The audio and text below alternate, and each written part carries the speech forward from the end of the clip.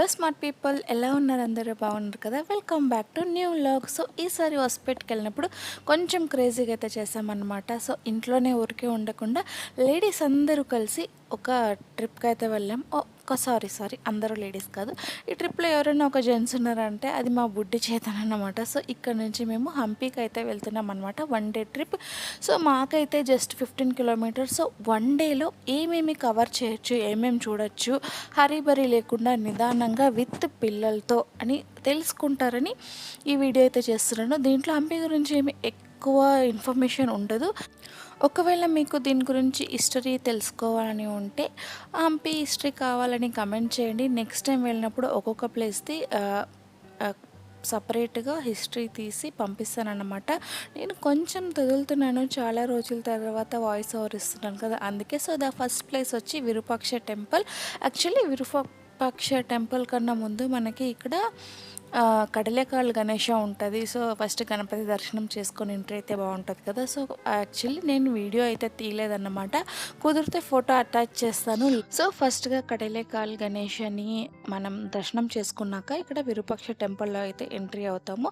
చూసారా ఎంత ఎంత పెద్ద వాల్స్. అండ్ ఇక్కడ చాలా మనకి కోతులు ఉంటాయి అన్నమాట.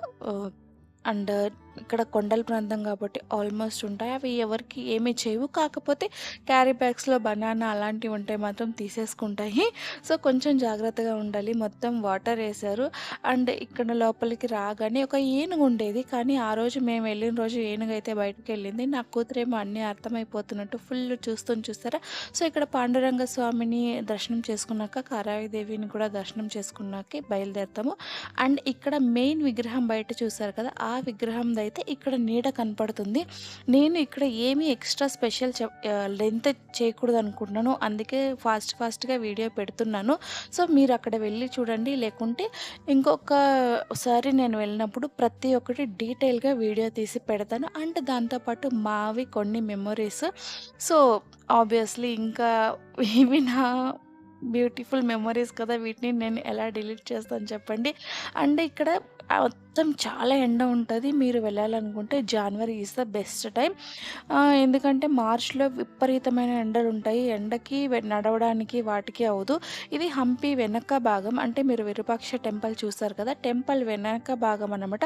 యాక్చువల్లీ ఇదంతా బజార్ అన్నమాట, లైక్ డైమండ్ బజార్ అలాంటి బజార్స్ ఉంటాయి కదా. సో ఒకప్పుడు ఇదంతా క్లోజ్ ఉండేది, ఇప్పుడు బాగా నీట్ చేసి మెయింటైన్ చేస్తున్నారు. సో విజిటర్స్ కూడా అన్ని హిస్టరీ అంతా చెప్పడానికి మనకి గైడ్ అందరూ ఉంటారు. లేకపోతే చాలా దగ్గర అక్కడక్కడ బోర్డ్స్ ఉంటాయి, మనం దాన్ని చూసుకోవచ్చు. సో ఎగ్జాక్ట్ హంపి నుంచి ఆపోజిట్లో వస్తే మనకి ఇలా నది దొరుకుతుంది, తుంగభద్ర నది. నేను నా వీడియోలో చెప్పాను కదా, సో అదే నది అన్నమాట ఇక్కడ పారుతూ వస్తుంది. సో అండ్ ఇక్కడ మీరు వీటిపైన చూస్తుంటే అక్కడక్కడ భూమిపైన శివలింగాలు ఉంటాయి. అక్కడ మనకు హోమాలు చేసినప్పుడు, అప్పట్లో మీరు వినుంటారు కథలు, నది పక్కన హోమాలు చేస్తారు రాజులు అనేసి, అలాంటి ప్లేస్ అన్నమాట ఇది. సో ఇక్కడ హోమాలు చేసిన దానికి ఆ స్క్వేర్స్ అవన్నీ కనపడుతున్నాయి, శివలింగాలు అన్నీ. సో ఇక్కడ కావాలంటే మనం బోటింగ్ చేయొచ్చు. వేరే ఇంకా పెద్ద పెద్ద ప్లేస్లు అన్నీ చూపిస్తారు, కానీ మేము అంత టైం అదంతా తీసుకుంటే మనకి 1 డేలో అన్నీ కవర్ చేసేకూడదన్నమాట. సో మీ టైం బట్టి మీరు చేయొచ్చు. అండ్ ఆ రోజు ఆకాశం కూడా అంత అందంగా ఉండింది. ఆపోజిట్లో మనకి రాముడు టెంపుల్ కూడా ఉండింది. అండ్ ఈ ప్లేసెస్ని అస్సలు మిస్ కావద్దండి వెళ్తే మాత్రము, ఎందుకంటే చాలామంది ఈ ప్లేస్ని మిస్ చేసేస్తారు, నదినే కదా ఏముంటుంది అని. కానీ అక్కడ ఒక బ్యూటిఫుల్ డివైన్గా ఉంటుంది అన్నమాట. చాలా చాలా బాగుంటుంది, కూర్చొని ఎంజాయ్ చేయొచ్చు. కొంచెం ఎండ తట్టుకోలేని వాళ్ళైతే కొంచెం గొడుగు, క్యాప్స్ అన్నీ తీసుకొని వెళ్ళండి, ఎందుకంటే అంత రాక్స్ కదా. సో ఎండ ఎక్కువగానే ఉంటుంది. ఆగస్ట్ సెప్టెంబర్లో అయితే మనకి వానలు ఉండడం వల్ల నీళ్ళు ఎక్కువ ఉండడం వల్ల ఎండ అంత అనిపించదు. బట్ స్టిల్ వానలు ఉంటాయి కదా, జాగ్రత్తగా ఉండాలి. సో ఇక్కడ అందరూ బోటింగ్ అవి చేస్తుంటారు. This is the place. Hampi నుంచి ఆపోజిట్లో వచ్చేది నది, తుంగభద్ర నది. అండ్ అక్కడ నుంచి మనం ఇక్కడ లక్ష్మీ నరసింహస్వామి టెంపుల్ దగ్గరికి అయితే వచ్చాము. సో మీరు చూసారా విగ్రహానికి చేతులు కాళ్ళు ఏదీ లేదు, అంతా కొట్టేశారు. యాక్చువల్లీ ఆ కాలంలో విజయనగర సామ్రాజ్యం గురించి మనం మాట్లాడుతున్నాం. విజయనగర సామ్రాజ్యం అంటేనే అప్పట్లో one of the richest city అని అంటారు కదా! రిచెస్ట్ సామ్రాజ్యం. సో, అప్పట్లో వీటిలో ఇంకా నిధి ఏమైనా ఉందా అని తెలుసుకోవడానికి దీన్ని కబ్జా చేసిన వాళ్ళు ఖిల్జీస్ కదా! సో, నాకు అంతగా గుర్తు రావట్లేదు. సో, వాళ్ళు వాటిని తవ్వారంట. సో, తవ్వి అంటే పగలగొట్టి చూసారంట. సో, ఏమన్నా ఉందా అనేసి. అందుకే ఆ స్థితికొచ్చాయి. అయినా కూడా వాటిని అలాగే మెయింటైన్ చేస్తా ఉన్నారు. అండ్ ఇక్కడ ఇద్దరు బంగారాలు ఆడుతున్నారు. ఇంకెవరు కాదు, ఒకటి మా అమ్మ, ఒకటి నా కూతురు. ఇద్దరు ఎంత క్యూట్‌గా ఉన్నారో కదా! సో, ఈ మెమోరీస్ కోసం నేను ఈ వీడియో పెడుతున్నానన్నమాట. ఎందుకంటే మళ్ళీ మనకి తర్వాత ఈ మెమోరీస్ దొరుకుతాయా చెప్పండి? సో, అక్కడ హిస్టరీ కావాలంటే ఇంకొక వీడియోలో నేను చెప్పొచ్చు. కానీ ఈ మెమోరీస్ ఇంకొక వీడియోలో నేను చెప్పలేను కదా! సో, దానివల్ల నేను పాపని ఎత్తుకొని ఉండడం వల్ల హిస్టరీ కూడా మీకు సరిగ్గా చెప్పలేకపోతాను. బట్ షూర్‌గా ఎవరైనా ఇంట్రెస్టెడ్ ఉంటే నెక్స్ట్ టైం నేను హొసపేట వెళ్ళినప్పుడు ఒక 1 వీక్ టైం తీసుకొని అన్నీ షూట్ చేసుకొనొచ్చి వీడియో చేస్తానని ప్రామిస్ చేస్తున్నాను. సో, లక్ష్మీ నరసింహస్వామి టెంపుల్ పక్కలోనే ఇక్కడ పెద్ద శివలింగం ఉంటది. అక్కడ మీకు బయట గేట్ కనబడుతుంది కదా! అక్కడి నుంచి ఇప్పుడు లోపల చూపిస్తాను చూడండి. చాలా పెద్దది, లిటరల్లీ ఎంత పెద్దగా ఉంది చూడండి.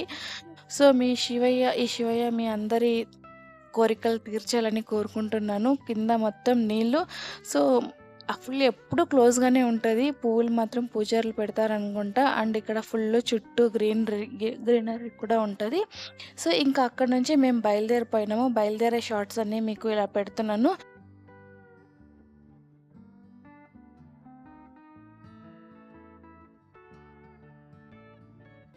సో, అక్కడి నుంచి బయలుదేరితే మనం ఇక్కడ జీనానా ఎన్‌క్లోజర్‌కయితే చేరుకుంటామనమాట. సో, ఇక్కడ మీరు చూస్తున్న ఇది పునాది అన్నమాట. ఒక రాణి వాసం పునాది. ఇక్కడ ఒక రాణి మహల్ ఉండేది. సో, దాని పునాది ఇది. కానీ పునాది పోయింది. అండ్ ఇది గజశాల. సో, అప్పట్లో ఏనుగులకి సో, ఇది గజశాల అన్నమాట. అండ్ దీని పక్కలోనే మనకి గజశాల అంటే ఏనుగులను కట్టేసేది. అక్కడ ఒక్కొక్కటి దగ్గర ఒక్కొక్క ఏనుగుని కట్టేసేవాళ్ళు. అండ్ దాని ఆపోజిట్ దాని సైనికులు అవన్నీ అన్నమాట. ఇంకా అక్కడి నుంచి మనం మహానవమి దిబ్బకి వెళ్ళొచ్చు. అండ్ దీని మధ్యలో ఇంకొక ప్లేస్ వస్తది. ఆహ్, రా రాణి బాత్ అంటే రాణిలు స్నానం చేసే ప్లేస్ ఒకటి వస్తది. సో, అది కూడా కవర్ చేసుకొని అక్కడి నుంచి మహానవమి దిబ్బకైతే వెళ్తాం. ఈ సీనరీనే కాదు, యాక్చువల్లీ ఇక్కడికి వెళ్తే రూలింగ్ ఎలా జరిగేది అని తెలుస్తదన్నమాట. ఇంత పైన రాజు కూర్చునేవాడు. అండ్ ఇక్కడంతా జనాలు కూర్చునేవాళ్ళనమాట. సో, అంత పెద్ద ప్లేస్. అండ్ ఇక్కడ నుంచి ఇది కిందకు రావడానికి చూసారా, జస్ట్ స్టేజ్ ఇది అంత హైట్‌లో ఉంది. అంటే మన తలల కన్నా హైట్‌లో ఉంది. అంత పైన రాజు కూర్చునేవాడు. మనం స్టార్టింగ్‌లో చూపించాను కదా! అక్కడి నుంచి వెళ్ళేవాడు. దాని దగ్గరలోనే ఒక పుష్కరిణి ఉంది. సో, అక్కడ ఉండడానికి వాటర్స్‌కి వాటికి అండ్ వాటర్ సిస్టమ్ కూడా ఎలా ఉంది చూడండి. అక్కడ వాటర్ అంతా ఈ పైపుల్లో కలెక్ట్ అవుతది. ఇది పైన గోడలాగా కట్టారు కదా! చుట్టూగా. సో, అక్కడ కలెక్ట్ అయ్యి అక్కడ పడే వాటర్ అంతా వచ్చి అక్కడ పుష్కరిణిలో చేరుతది. సో, అలాంటి సిస్టమ్ పెట్టారు. అండ్ దాంట్లోనే ఇంకొక ప్లేస్ ఉంది, సీక్రెట్ చేంబర్స్. సో, ఇలాంటి సీక్రెట్ చేంబర్స్ మీరు చాలా వినుంటారు కదా! సో, యాక్చువల్లీ పైన వాటర్ ట్యాంక్స్, ఇలా కిందకి పోతే సీక్రెట్ చేంబర్ అన్నమాట.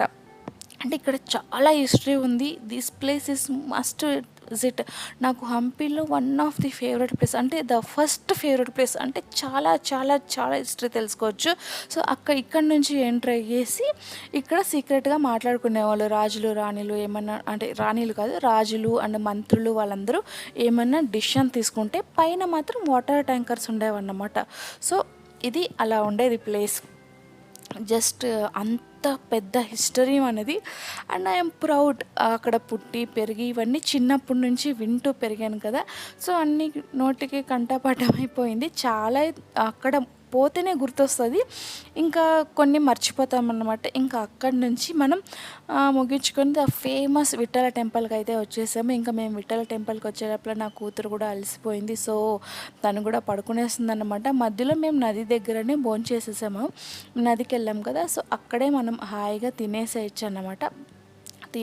ఇంకోటి, అన్ని ప్లేసెస్ మనకి 6 లోపల క్లోజ్ అయిపోతాయి. సో, స్పెషల్ ఈ విఠల టెంపుల్ అండ్ గజశాల అవన్నీ. సో, అయినంత త్వరగా ఫాస్ట్గా రావాలి. అండ్ మీరు 5 లోపల మ్యూజియం కూడా చూడాలి. మేము బయటకు వచ్చే లోపల మ్యూజియం కూడా ఆల్మోస్ట్ క్లోజ్ అయిపోయింది, కమలాపూరి మ్యూజియం. సో అందుకే కుదరలేదు. అండ్ ఈ ఫేమస్ విఠల టెంపుల్ అంటే మనకి మ్యూజికల్ రాక్స్ తెలుసు కదా, రాక్స్తో సంగీతం పాడుతుంది అనేసి, సంగీతం వస్తుంది అనేసి. సో ఇవే ఆ రాక్స్ అన్నమాట. కాకపోతే ఇప్పుడు వదలట్లేదు ఎవరిని ప్లే చేయడానికి, ఎందుకంటే అవి అందరూ ప్లే చేసి చేసి సెంచురీస్ నుంచి అరిగిపోతున్నాయి. సో మన హిస్టరీ కూడా అరిగిపోకూడదు అనేసి దాన్ని అయితే జనాల్ని ఎక్కించడం స్టాప్ చేసేసారు. జస్ట్ చూడడానికి మాత్రమే ఉన్నాయి. అండ్ కింద అయితే మంచి మంచి ఆర్కిటెక్చర్స్ అన్నీ ఉన్నాయన్నమాట. సో చూసారా ఏనుగు అంటే ఇక అక్కడ చూస్తేనే వాటి మజా వేరు. అండ్ వీడియోలో లేదంటే కంప్లీట్గా దానికి ఒక డెడికేటెడ్ వీడియో చేయాలి. అంటే నేను ఒక 10 మినిట్స్లో మీకు ఇవన్నీ చెప్పడానికి ట్రై చేస్తున్నాను కాబట్టి చెప్పలేకపోతున్నాను. అండ్ అక్కడ వెనకాల నుంచి మళ్ళీ చిన్న చిన్న మంటపాలు, చిన్న చిన్న గుడ్లు ఉన్నాయి. సో ఇంకొక పక్కగా వస్తే మన కల్లిన రథ, మన 50 రూపీస్ నోట్ చూస్తే మీకు అర్థమవుతుంది కల్లిన రథ అంటే ఏమనేసి.